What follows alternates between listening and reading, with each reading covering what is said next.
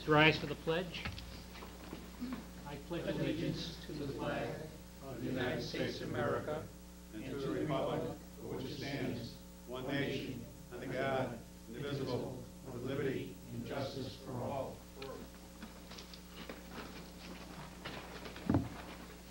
Welcome, everybody. First item on our agenda are the minutes of November 3rd, regular session. Mike? Mr. Chairman, I move to approve the November 3rd, 2008 regular session minutes as written. Second. Motion made by Mr. Harris, seconded by Mr. O'Leary. Discussion? It's all set. All in favor? Aye. Aye. Opposed? Unanimous?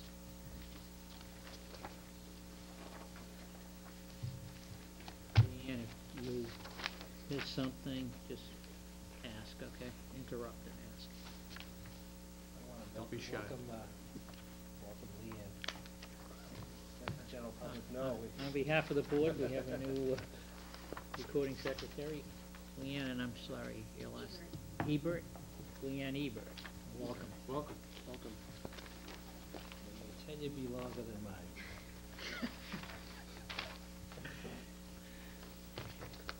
Means you have to be more courteous. All right, we have correspondence. You need anything, pass your yellow sheets down to Leanne. Anyone here for public comment? Jeff Yule, 427 Park Street. This will be my second attempt at a public comment.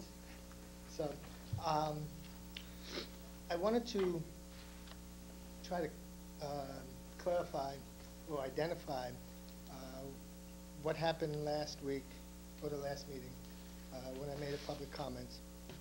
What I think is important to understand is those of us who sit on this side of the aisle, or the line, so to speak, we're not sure what the rules are for a meeting such as this. So that when someone comes up to make a public comment, and such as I did, and such as many people do, they or we do not know what the protocol is. And so my concern is that, you know, in the future, not only myself or someone else comes up to make a public comment, they don't know if what they're saying is appropriate, following protocol, or what have you. So part of my question is there a protocol for the meeting and for public comment of what is permissible, what is not permissible, what is appropriate, what is not appropriate, so that, you know, going forward, we don't want to have any confusion with the issues or take away from the issues. So that's really what my question is. I'm not sure there's a formal written protocol, but my expectations would be first that anyone that came to the podium would be courteous and respectful, number one. And if on our agenda there was a specific subject that we would be discussing, that I wouldn't feel it was appropriate during public comment to discuss that subject, because we already have it on the agenda at another time in the meeting. Anything else, as far as I know, is open for comment. If I may, the only other thing, and correct me if I'm wrong, Steve, I believe when it was written up, it did say that we will accept comments and not respond. We would take everything under advisement. Right. And sometimes we do respond, and we probably shouldn't be doing that, because we're breaking our own protocol, if you want to go with that. Well, if there is something written, because I've been coming to the meetings and I haven't seen anything written to that regard, and I did make a little bit of an inquiry today to make sure that you know, if I'm going to come to the meetings, I want to do what's appropriate, you know, follow the guidelines and so on. And you know, your question to me was, or your statement to me was, I almost crossed the line. Joe felt that I did cross the line. Yes, I did. I have no idea where that line is, and I think a lot of people don't know where that line is. So I think that's my only point right now is that in order for people to become actively involved, we have to know what the rules are. It would be helpful. And that's all. Yes, Joe. If I may, the only thing I would say is on that particular night, the chairman did state no public comment on what was coming up later in the evening. He stated that.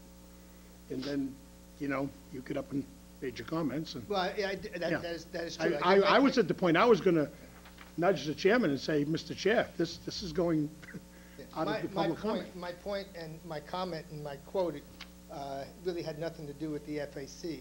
If you listen to the words that I said, it really had nothing to do with the FAC. The FAC was only what was happening, okay? My issue, and I have my quote with me, was that you had to make, there was a very important decision to make, and I wanted you to, my point was to take into consideration the people to whom you are responsible to, and that was my primary point. The FAC had nothing to do with it. That just happened to be what was coming up. No, your I comments, referenced that. your comments were related to the tax hearing.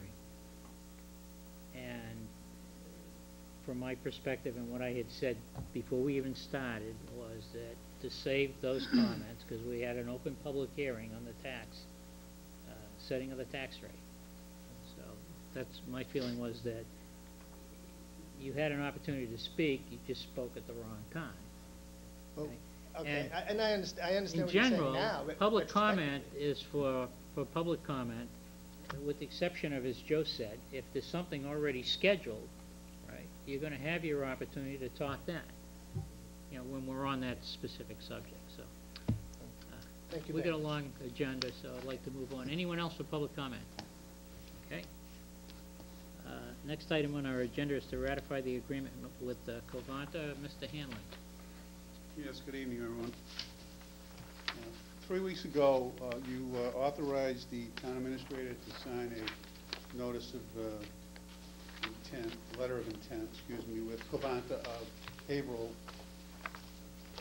for our disposal of solid waste for a 5+5-year mutual option. In that period, the letter was signed, and the service agreement has been worked out with town council. The draft that you've had available does not include a few changes, and 2 of which are substantial. I need to comment to. Covanta came back to the table and said that anybody that was ready by mid-month to execute their contracts would have the mutually exclusive to opt for the 5-year. That means they don't have any choice. If we want to opt for the second 5 years, we can. If we want to opt out, that's our choice. And secondly, we have an agreement that if any of the favored nations type clause, where if any of the specifically Lowell and Andover, who are holding back of the 13 communities, if they come into Covanta later with a better deal, whether it's 5 years, 3 years, 2 years, we get that. We get those tipping fees if they're better than ours for whatever periods. Also, there are the other half of the post-Nesbitt communities that are not logistically as close. These communities are all close to Haverhill and North Andover, so they were a cluster. The others range from, say, Belmont to Manchester by the Sea.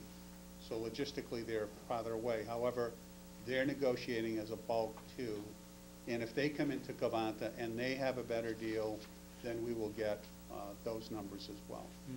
The others were just administrative. So what I'm asking you for tonight with those changes is to vote to approve the service agreement with Covanta for the 5-year with the option for the additional 5, and authorize the town administrator to execute the contract. What we'll do, if that's done this week, we'll just run it up to Covanta, have signed, and we're locked in before mid-December, mid-month. And 3 weeks ago, when you presented that information to us, you had some estimated cost savings. You want to repeat what those are? Presently, we're at 73 a ton for disposal. And if you look at the first 5-year agreement, we don't hit that mark until the years 2013 to 14. So if we wanted to look at our first year savings, We're assuming, looking at $6, at least $6 a ton on disposal costs. and how many tons roughly? We're estimating 5,500.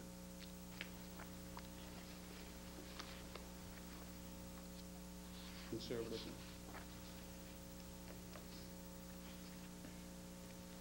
Now, we were at 7,000 tons 2 years ago, and with the efforts of the recycling committee, we're down about 1,500 tons a year with that effort. So there's the cost savings of Yeah. the reduction of the waste through recycling, then there'll be a further So in the vicinity of obviously, with the tipping $30,000? fee. I mean, and you're looking at inflation for energy costs and so forth, so, It doesn't have any impact on our, no. Cost of tax rate, pickup. No, because it's fee-based. any other What was questions? the other town out of Lowell that has not signed up? Lowell has not signed up yet, Who else? Andover. What's their issue? Do you know? Just, they, Lowell and Andover initially, not sure they want to go 5 years out. They may want just a 3-year deal. Yes, Sean? Dave, the trash fee was based upon, in part, the higher tipping fee. So there's a savings that's realized. Where does that savings actually go, and what is it used for? Say correct? again, It'll Sean? be $6 per ton. Well, we'll budget less. So we'll look at our total cost for the solid waste, and there may be opportunities for rate reduction, for example. The, any surplus that's generated would go into the Neswick Fund. That would be the intent. And the Neswick Fund is set up, I'm not sure there's any money in it at the moment, but what it was there for before was to stabilize the rate, fee, to try to hold it flat for a period of years. So you might look at this, those savings go in there, and it allows us to keep the waste fee flat for Yeah, that's Number the of years. primary use here. Usually, anything that's rates like the water is used for rate stabilization or capital improvements. This wouldn't have capital improvements unless we went into the second 5-year contract. Then we're affected by changes in the law. That's why I'm not an advocate of that second year deal. Things may change, but that's how we got on the hook with the 20-year deal with Wheelabrator. Twice we got caught with changes of law, scrubbers on the mercury emissions. We were paying $140, remember, $140 a ton? We want to be very careful. When it comes to rubbish, I mean, you always want to put the town at low risk, but when it comes to, this business is so volatile, you really want to put us at the least risk possible. Thank you. Any other questions for Dave? Michael? Sounds like a good deal. Yeah. Excuse me. Mr. Chairman, I move to sign the service agreement between Covanta Haverhill Associates and the Town of North Reading effective July 1st, 2010. Second. Does that need to be as amended, Dave? Oh, it's No, the it's- service, you're all set. So this document has Yeah. been updated. So, Yep. but it has been or has not? It doesn't look like it. This has not been updated, right?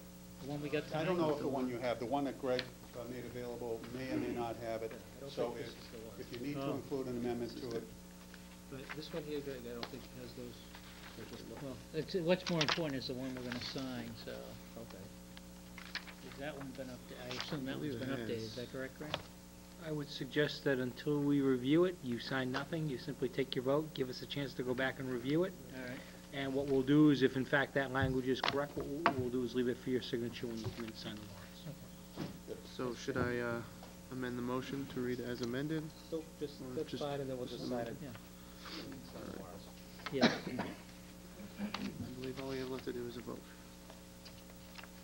Mr. Harris. We're all set, we just need to... Made and second. Oh, that's, I'm sorry.